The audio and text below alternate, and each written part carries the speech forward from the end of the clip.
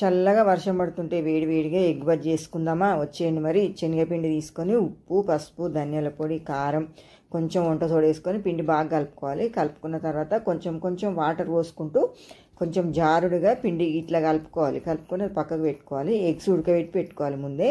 చల్లగా అయిన తర్వాత పొట్టు తీసి అవి హాఫ్ మధ్యలో కట్ చేసి పెట్టుకోవాలి.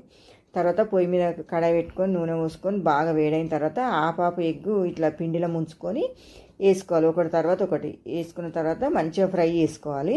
సగం ఫ్రై అయిన తర్వాత మరలేయాలి. మరలేసి మళ్ళీ ఫ్రై చేసుకొని తీసి ఒక గిన్నెలకి వేసుకోవాలి. అన్ని ఇట్లనే రౌండ్గా మంచిగా వస్తాయి అన్నమాట.